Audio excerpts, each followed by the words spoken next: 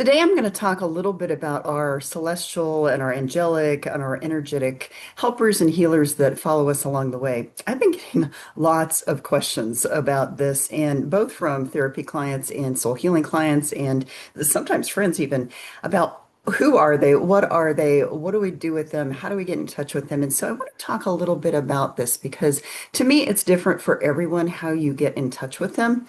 But I'm going to kind of use the journalism critical questions of who, what, when, why, and how, and to try to get some information out to you and help you understand this a little bit, just from a really basic perspective.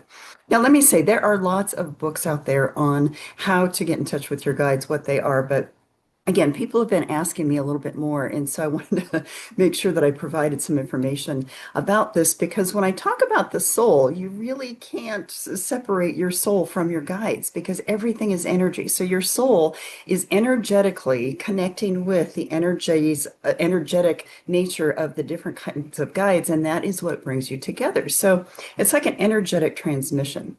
Now, the first thing I want to talk about is being a psychologist and someone who, of course, works with people who have challenges with mental health, as well as doing soul healing work. There is a difference between hearing voices from a hallucinogenic perspective, that from a psychotic perspective, a hallucinogenic perspective, there is a difference between that and energetically getting in touch with your guides. So I want to be responsible in how I talk about this because I have had people contact me who are in active kind of hallucinative states. And actually, I've had two people from within hospitals, one across the pond, in other words, one in Europe and one here, contact me while they were in the hospital saying that they're having these voices, they're having these experiences, and they think that I'm the only one that can help them because the fact that I do understand it. Now, let me be clear. And this is what I told both of them. Let me be clear that when someone is in an active emotional state, I do not work with them because of lots of reasons, but I want their practitioner or if it is a hospital situation, I want them to be able to assess and see, is this really a hallucinogenic kind of situation? Now, here's the difference too, is that someone who is hearing guides and someone who is hearing angelic energies or celestial energies, whatever it might be, most of the time, people know that it's not something to be afraid of. Most of the time, people know that it's not something that is happening within them that is causing emotional kinds of concerns. However, when someone is in an active emotional state, a lot of times they can't tell the difference. A lot of times they want to believe that is something outside of them that is trying to contact them or trying to have communication with them, when in fact it could be coming within. So this is the number one reason why I would love for more mental health practitioners and medical practitioners to understand that both happen. So you can have hallucinations and you can have these guides and spirits and angelic creatures having contact with you, but that basically there is a difference. Now, I don't want to go directly into all of that because it could take hours for me to try to explain and answer and help you understand that there is a difference. But I want you to know, number one, there is a difference. Number two, if you have any kind of active mental health concern, then basically it's one of those things where you do have to maybe lean toward the idea that those voices that you're hearing are coming from that rather than some of the things that we're going to talk about now. I am not at all saying you can't have both. Let me say that. But you have to have a firm grounding of which is which.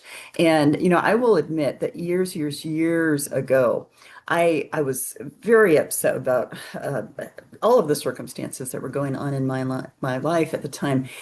And it was one of those things where, when a person is so depressed or so, I call it suppressed, the suppression of the soul, you can actually have some hallucinations. You can have some thoughts that turn into voices. You can have some things happen to you. And I remember this time I was at the end of my marriage. I was like, I got to get out of this thing. And it wasn't really hallucination, but I remember hearing if one more thing happens, and then boom, I went into a panic attack, the only panic attack I've ever had in my life. But it's one of those things where it was a voice that was coming from within me. And I knew that it was within me, but it was also very connected with my soul, trying to tell me, you got to do something to get out of this situation. And I think from a mental health perspective, that's a lot of times what the the voices that come within are about. They're trying to get your attention. They're trying to show you that something is wrong. And yet, a lot of times we don't know to listen. So it's one of those things where I just highly, highly, highly emphasize the need to know the difference between mental health kinds of voices and also the celestial and angelic and energetic kind of voices. So I'm going to go there now because I just wanted to give that sort of warning, that Surgeon General's warning of how to look for the possibilities of which is which. But the interesting and wonderful thing is that guides and angels and protectors and beings have been around all of us all of our lives. And so, even though it might sound like something new to us, it might sound like something that we don't know what to do with and we don't know how to energetically work with them, we have to remember that ancient cultures from lots and lots of civilizations always knew that their protectors, their helpers were all around them at all times. So, this isn't something new, but it's new to us because we have I don't know, disconnected and detached from our souls and from spirituality so much that now everything seems new. So a lot of what you are, hearing in the spiritual world is not really new stuff. It's just basically new to us. So when I say, this is an ancient kind of thing, Native Americans, both North American and South American, Egyptians, lots of Middle Eastern kinds of traditions. Actually, anybody really that had a spiritual tradition had some sort of helper or guide or god or goddess or something that was there watching over them. Now, when you start working with your guides, it's kind of like creating this whole energetic family that's out there. So, I literally tell people, yeah, you can go buy the books, and those are very helpful for how to get to know your spirit guides. But really, it's all about listening. It is all about going within and sensing energy and listening. Now, this is where I go. I kind of emphasize again the difference between mental health concerns and the spiritual kinds of entities and energies that are out there is that it's when a person is very much in touch with their soul that they start to experience these helpers coming in and kind of knocking on the door and trying to help them. Or sometimes it's in moments of desperation when we have something, we feel some energy kind of swoop in and take care of things for us. So, how many times have you been in near misses in accidents and you're like, whoa, something just happened there to shift that? How many times have you felt like you were walking through a place and you felt some energies? What about those times when you're in the most despair and you feel comfort coming from somewhere, or you feel like maybe you've lost a pet and you hear the jingle of their necklace. It is a necklace, their chains, or you feel like a brush against your leg, or you might be in nature and you sense that there's energy around you. Well, the more you are in touch with your soul, the more you can tune in to the different frequencies of energy that are around you, which we have frequencies of energy all around us all the time. But that's when we start to tune into these angels and guides and spirits and all of these different energies that are out there. Now, I want to tell a few stories because these kinds of things really help, whether it's metaphor or stories, these really help you relate to how to tune into kind of the soul and the soul education that I'm trying to provide to you. Years ago, there was a woman who came to me, and I told this story in another video, but years ago, there was a woman who came to me for grief, and she was just really grieving the loss of her mother. And within the first session, we're kind of talking about it. She was very close to her. And at the end of the session, I said, well, do you ever feel her around you? She kind of paused and stopped and kind of looked at me and she said, yes, I do. And so we talked a little bit about that. And I said, she's probably just trying to touch base and let you know she's okay. And she wants you to feel comforted. And so we talked about how it is that she can work with that energy. And the very next session, she came in and she thanked me profusely. And she basically said, wow, okay, I didn't know this. I didn't know I could do this. But she could basically sense her mother's energy around her. She could sense her energy, her mom's energy walk in the door if she was cooking or sitting there just reading. So I taught her how to kind of tune into that energy. And then like 3 or 4 months later, we were done. She really just she didn't know if she was crazy. She felt like she was having these experiences, but didn't realize that they were actually her mother trying to get in touch with her. Other experiences. And then I'll tell some of my own as well. Other experiences are, again, going back to car accidents. How many times have you heard stories or have you been in situations where you've been in an accident and it could have been far worse than it was? And there's some presence, there's some kind of energy around you that feels like it was protective of you. You can't describe it, you can't understand it, but you know that something happened to kind of protect you in that time. Or what about when you're stranded on the side of the road, you've got a flat tire, you've got something else going on with your car, and you're, racking your brain going, what do I do with this? And then some stranger comes up, fixes your car, leaves, you thank them, and then it's like, whoa, wait a minute. So we can have different kinds of entities and energies that come around us all the time who kind of swoop in, make it look very nonchalant as humans, even though they may not be entirely human, and basically take care of things, walk off, protect you, you're done. We can also have spirit animals. So we have so many Native Americans, again, both North and South Americans, and also other traditions talk so much about spirit animals. I cannot tell you the number of people who have connected the passing of a relative with either a butterfly or a cardinal or a robin or some sort of energy that's around them because of something that they felt in a way that was it was so clear that it happened at the time that they needed it to check in with that kind of entity. I'm going to give you a story of my own. So one of my brothers, my second brother who passed away almost 2 years ago now. And he was not a particularly social person. He was someone who kept very much to himself. He wasn't really a relationship person. He really didn't love human condition. He just kind of stayed to himself quite a bit. And he passed pretty tragically with the kind of health concern that he had. And it was hard for so many reasons. It was just hard, hard, hard. And family dynamics and all kinds of other things were happening. But after he passed, it was about 2 or 3 days after he passed. I was grieving. I was in my own despair. I was processing a whole lot of layers of family stuff, all this kind of stuff. And I had gone out for a walk on the Greenway, and I didn't take the dogs this time. And I had just gotten on the trail, and it was too early in the year for butterflies to be out. Honestly, it was cold, it was chilly, it was not a time where you find butterflies. And this butterfly came zooming by my face, and I literally had to kind of move my head.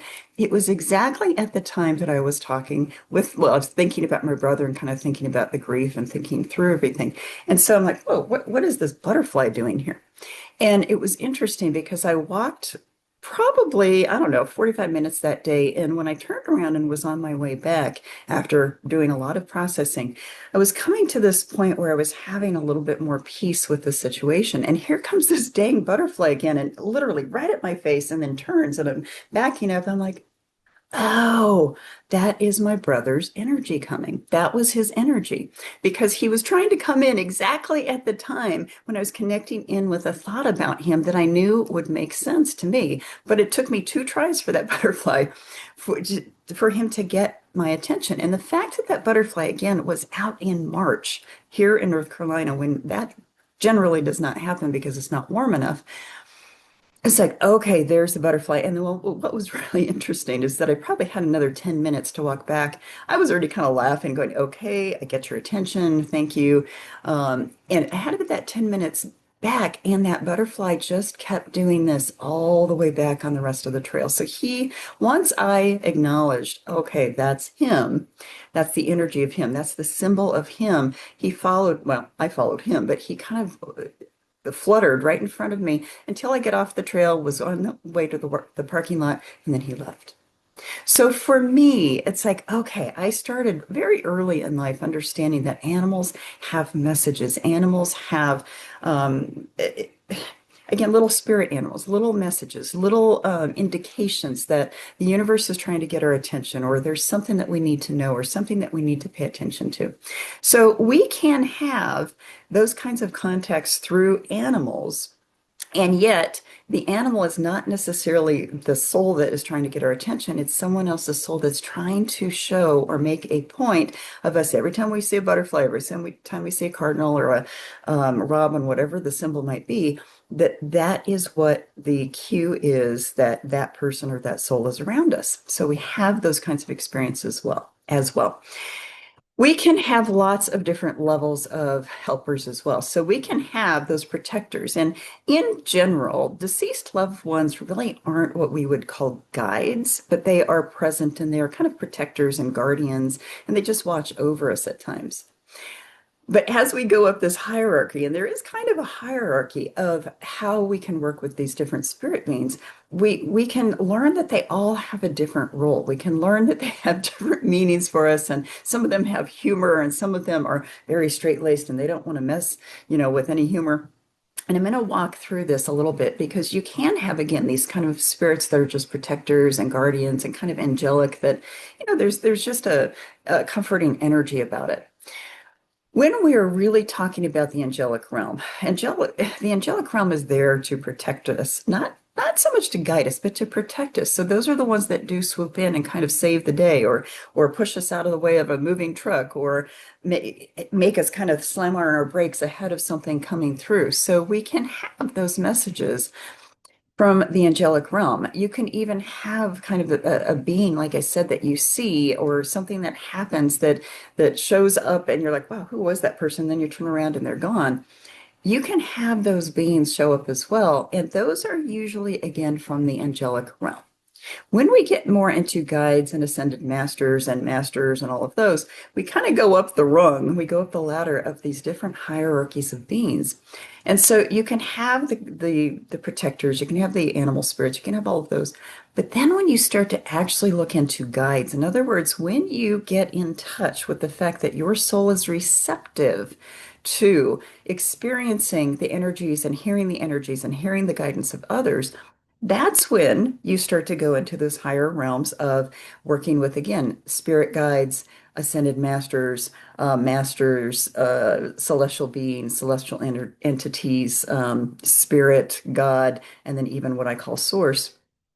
That's it. The more tuned in you get to your own soul, it's like tuning a radio dial.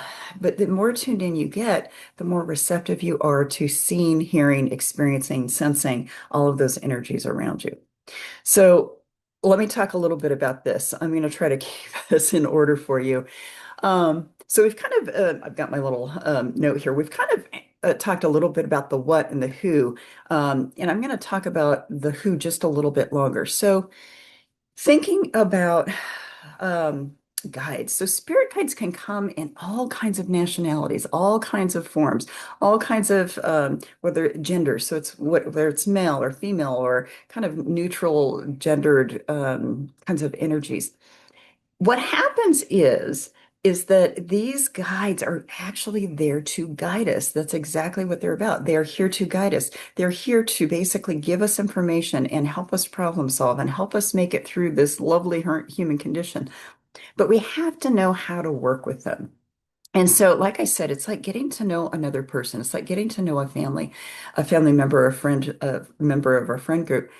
When we sense that something or someone is there, our job is to start tuning into the energetic essence of that energy. So, in other words, what I mean is, if you think about people in your life, they all have a different kind of energetic imprint. And I call that the energetic imprint of their soul, that basically they all have like this energetic imprint. If you just start paying attention that, your dog or dogs have different energetic imprints, your spouse or partner, your best friend, your other friends, your coworkers, if you just start tuning in, they all have this like a different energetic essence. That is exactly the same thing that happens with guides. So when you start to sense something that is unfamiliar to you, meaning that it's not something that you've experienced from a human, but you know it's there, oftentimes it's that guide's way of trying to kind of come in and give you the heads up that it's there.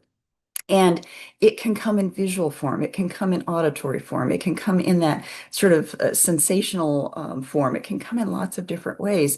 But if you are tuned into knowing, okay, there is something there, let me tune into it, it will appear in the way that you can understand it so that it doesn't scare you. So this is something that I want to emphasize big time is that I swear these guys are just, up there tapping their fingers and toes, going, okay, when is this person gonna ask for my help? When is this person going to be ready and present for me to work with them?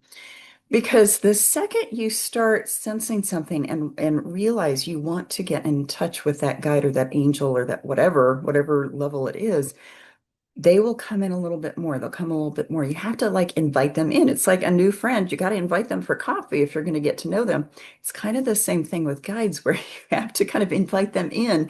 And it almost always has to be in quiet moments because otherwise, again, your system is not tuned in to understanding how to tune into them. And so any distraction that you have around you, your mind is going to be on that. So it's in those quiet moments, it's in those situations like walking down a nature path and this butterfly comes zooming in. It's like when you're in the middle of the night and you feel something around you, and you're wondering what the heck. It's because the veils are thin, that you've let your guard down, so you can probably sense or see or hear whatever it is. So it is like getting to know a friend. And once you kind of tune into them, you could start asking questions and just listening for answers within. It may or may not come through a voice. It could come through a sensation or some sort of a sense of knowing from within. And so I'm going to go through this and then I'll kind of walk you through what my own experience was when I started hearing and sensing and working with my guides. But when you notice that there's an energy there, just pause long enough to say, are you a spirit guide? Can you give me a sign? And you will either sense or hear or see something, a light could flicker, any kind of sense of situation could come in for you. And it's one of those things where it will be something that is familiar or recognizable to you. And that is something I encourage people to talk about when they're talk to their spirit guides, is to say, please show up in a way that I can understand by seeing or hearing. Because a lot of times they will show up and they will just be kind of shooting in the dark, trying to figure out how to get your attention. But if you say to them, show up in a way that you know I will understand. And that helps a ton. Now, I'm going to go back to my very first spirit guide that I knew came in. I was right in the process of getting my first private practice office, and um, the office itself was great. It was this wonderful two office suite, and it had this big waiting room, had this really, I mean, just a really nice layout. And it was in a part of town that was accessible, great parking, all that. And I had already signed the lease, and I went there to go sit and look and kind of visualize what I wanted to create there. And as I was walking up the stairs, it had an outdoor stairwell. As I was walking up the stairs, there was someone standing there smoking right by my door. And I'm thinking, wait a minute, I don't know how this is going to work. I don't know how it is that I can have a wellness office and have someone standing out there smoking all the time. If that was someone that was a worker there or whatever it was, and I sat in my that new office space, no furniture, and I just kept sensing, wow, this is not the right place. And so I struggled with it, and I went back and nobody was in the stairwell. About 10 minutes later, here comes the smoker. And I'm like, what the heck? What is going on here? And so, yes, it very well could have been someone that worked there. And I'm going to give you more information on that a little bit later. But I went back to the landlord and I said, I am really sorry. This is not going to work for me. Can we look at other places? And luckily, and I told him what had happened. He's like, oh, yeah, I can see why that wouldn't be good for a wellness office. And so we found a different place, moved in, and a couple things with that. What was interesting is he said there was no one in that building that smoked. There were four suites. And he said, and the types of businesses that were there, they probably didn't have anybody that really came and went anyway. He said, so there was something wrong about that whole scenario and situation. What was really interesting is as soon as that happened, I knew it was kind of an angelic situation to protect me from being in that place. Who knows whatever else would have happened when I was there. But what was really interesting is the place that I found, the place that I did move in, great situation at the time, really pretty office, my own entrance, all that kind of stuff. No smokers around. And there was someone very key that I needed to meet when I was in that office that had I stayed at that other office, I would have never met them. So I really feel like, again, that was an angelic kind of situation. That was one of those guides that came along and said, hey, I'm going to show you this isn't the right place because you need to go this way. And that's how it all worked out. So a lot of times it's in retrospect that you realize that there was some sort of energetic being there that needed to get your attention to go in a different direction or to protect yourself in some way. So that is another way that this happened for me. And in fact, what's interesting is he was the first guide that came in, and he is still with me. And I can sense him, and I'm going to tell you a little bit more about how to work with those kinds of energies in a minute. But I can still sense him, and he's stationed himself differently around me according to how much attention I needed to give him. And now he sits kind of, his energy sits right over here. And it's one of those things where, again, it's just kind of like a friend group. You start to sense their energy, you tune into it. When I sense that energy coming in, I know that there's something that he needs to show me or tell me or guide me toward. So this is one of those things where, again, I'm just doing a very casual conversation about this. I'm going to do more videos and kind of do a webinar on working with your guides and spirits in general, but I just wanted to give you a taste for how this works. I'm going to talk about, well, let me talk about the other layers of the who. So you can have these spirit guides that just show up and they're very much in kind of human form, like they communicate with you in human form. They look human, they seem like humans, but basically it's still an energetic transmission. Then you have masters and teachers. Now, masters and teachers are there that basically are there just for what they say. They're there to teach you. They're there to guide you. They're there to give you wisdom and information. And when you start working with them, you can do a meditation. You could be walking down the street. You can be tuning into them, and you will get what's called a download. You will get information coming to you that, again, you know it's not coming from you. It's not generated from within, but it's information that is coming to you that will guide you in one way or another. So whether it's with decision making, whether it is with, for me, in this case, it's designing a new program. I've got a program I'm redesigning, and I'm getting these downloads and these messages from spirit for how I need to do it. And I've gotten to the point with this one where I'm just kind of hands off. I'm letting the information come, and it's designing itself because it's showing me, these guides are showing me how to present this information. Then you can have ascended masters, and ascended masters are higher order, like master guides that are there, that kind of overseeing the whole process. But these are usually the master energies that are not necessarily human. These are the guides that basically have celestial energies or starseed energies, if you know what that means. And basically, they are not human beings. They are celestial beings, and I'm not talking about angelic beings. That's a whole different energy. The ascended masters have very, very ancient energy, usually from different planetary systems, and basically with such a wealth of knowledge, and they don't really like to be messed with. In other words, these are the ones that you don't joke with. These are the ones that don't really have much of a sense of humor. These are the ones that are there for business and really want to just present to you and provide to you and are sages for you in your whole process of your evolution. And then you can have lots of other beings around you. And, there are some trainers out there that say each person only has 7 guides around them. I was in a training several years ago, and someone said you can only have 7 guides. I know that not to be true because of the fact that I have so many guides, and I've had so many people tell me, oh my gosh, you have like amphitheaters worth of guides around you, which is true. I can sense them. I know about 14 or 15 of them directly. And I haven't really felt like I needed to know the rest of them yet because I know they're all working collectively to help me. But it's this whole idea of there is a hierarchy of how the teams work for you. So you've got this little inner circle, then you've got this, other concentric circle, and you've got these layers of these guides that are there with you. And the older the soul, the more the guides, the more ascended masters, the more masters and teachers you have around you because you've traveled through life and lifetimes and celestial places so many times that you've just collected these guides and these many, many layers of souls that are around you. So we've gotten through the what, the who, the when, and we talked a little bit about the when. When is it that these souls come in?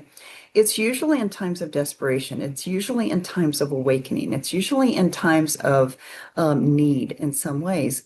And yet they can, once you get to know them, they can pop in at any given time. A lot of times in the middle of a therapy session or a soul healing session, I will have a message drop in behind the scenes. I'll kind of grab it and go, okay, I'm going to think about this later. It's usually when you're not expecting it, but you can also tune in and know when it is that you need some guidance from that system of guides. And you also will get to know which guide you need the information from.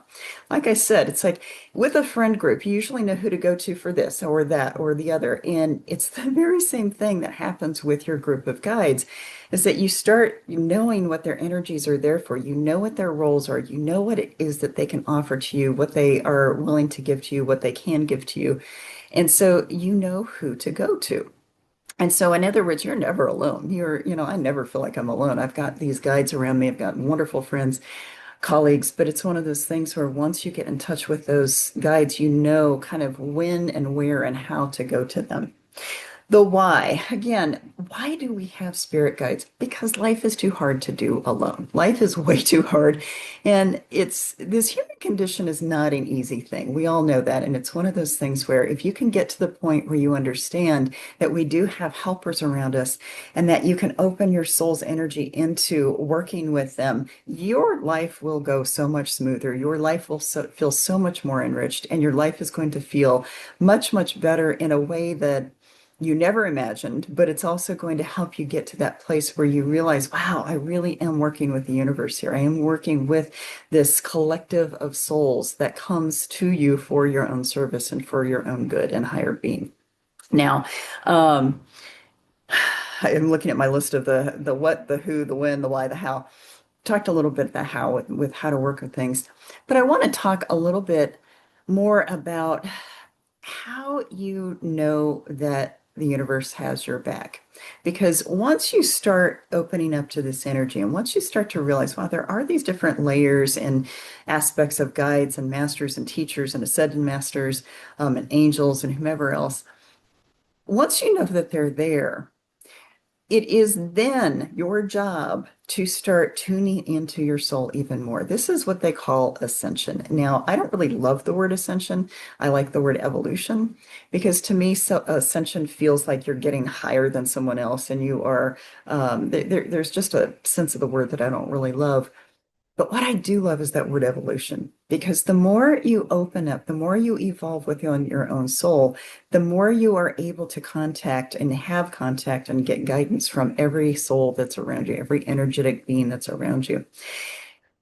When I talk about spirit, because a lot of times you will see, for those of you who follow what I write and follow kind of my Facebook or my Instagram or what LinkedIn, I'll talk about, well, spirit told me this, and I will always capitalize it. When I talk about spirit, the way that I describe or define spirit is the collective voice of all of those energies that are around you.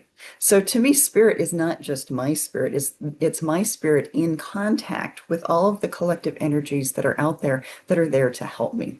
And so when I say spirit told me this, or spirit told me I need to go here, or spirit asked me to do this, or spirit's telling me just to rest, what I'm talking about is kind of that collective energy or the collective voice that comes between my soul all the way up to source. Because source is part of that spirit energy, and source is like the highest, if we're talking hierarchy, it is the omnipresent, it's the all present, it's the everything that everything is.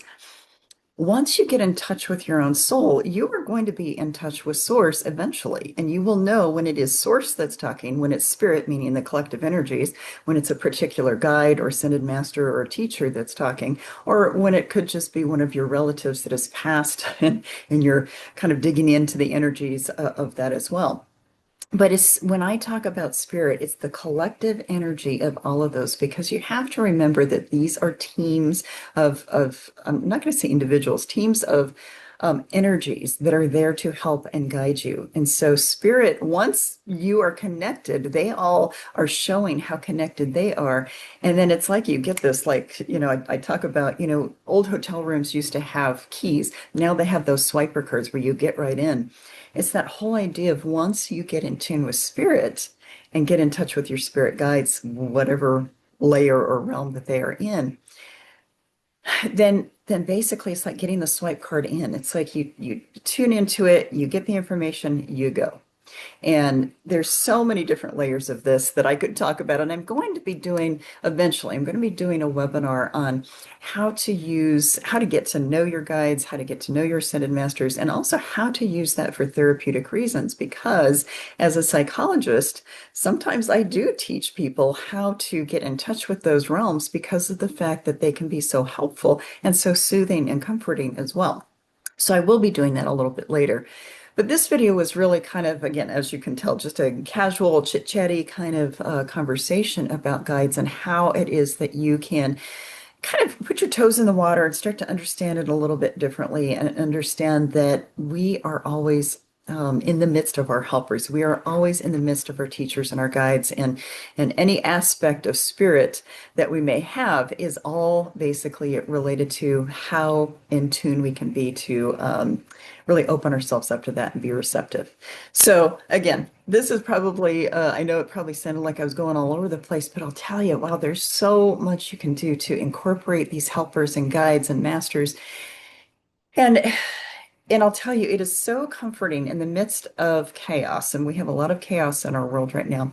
So comforting, it's so soothing, it's so um, I don't know, calming to know that these entities and these energies are around us, but knowing how to work with them, knowing that they're there, knowing that you don't have to be afraid of them, all of that takes a little bit of time and a little bit of art to it because of the fact that we as current modern day humans have disconnected so much, whereas our ancient ancestors, they were in touch with all these energies all the time. So we just have a lot of catching up to do. We have a lot of getting back to where we were thousands of years ago so that we can lead a more soulful life.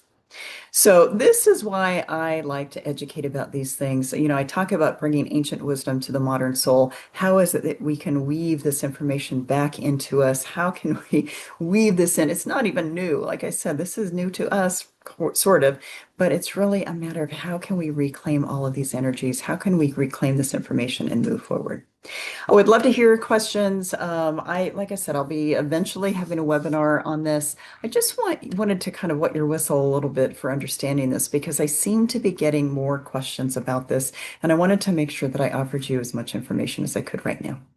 Have a wonderful day. This is Dr. Catherine Kelly, again, licensed psychologist. However, I also do a lot of soul healing work, and I love to bring it together to help you understand how this information can really weave in for your own soul's evolution and also your human coping. Have a great day. Bye-bye.